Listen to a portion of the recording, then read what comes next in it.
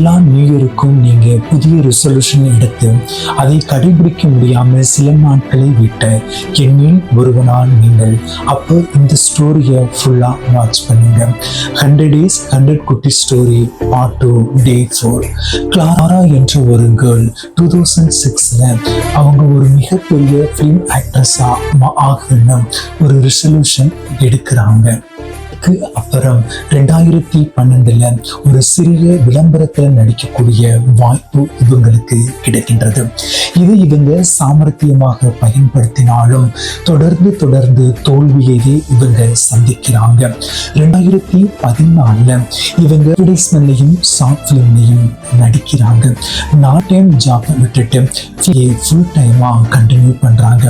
இதனால அவங்க தங்கியிருந்த வீட்டுக்கு வாடகை கொடுக்க முடியாமையும் அவங்களுடைய க்ரோசரி ஸ்ட்ரெஸ் என அன்றாட தேவைகளையே பூர்த்தி செய்ய முடியாத நிலைமைக்கு தள்ளப்படுறாங்க.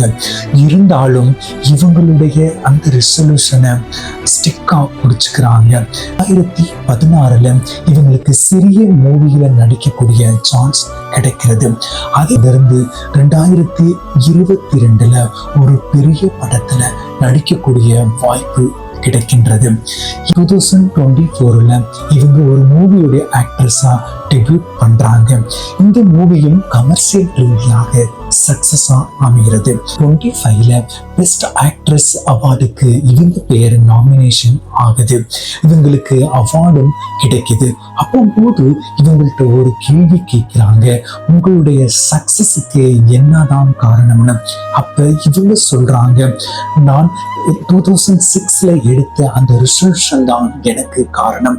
எனக்கு எவ்வளவோ ஸ்ட்ரகிள் இன்னல்கள் வந்தாலும் என்னுடைய ரெசல்யூஷன்ல இருந்து நான் பின்வாங்கவே இல்லைன்னு சொல்றாங்க. நாமும் அப்படித்தாங்க. புதிய வருடம் வரும்போதெல்லாம் நம்ம நியூவாக ரெசல்யூஷன் எடுக்கிறோம். ஆனா எடுத்து அதை ஸ்ட்ரிக்டா ஃபாலோ பண்ணுவோம். உண்மையிலேயே நமக்கு சக்சஸ் கிடைக்குங்க. ரெசல்யூஷன் எடுக்கக்கூடிய உங்க ஃப்ரெண்ட்ஸை கமெண்ட்ல டேக் பண்ணுங்க.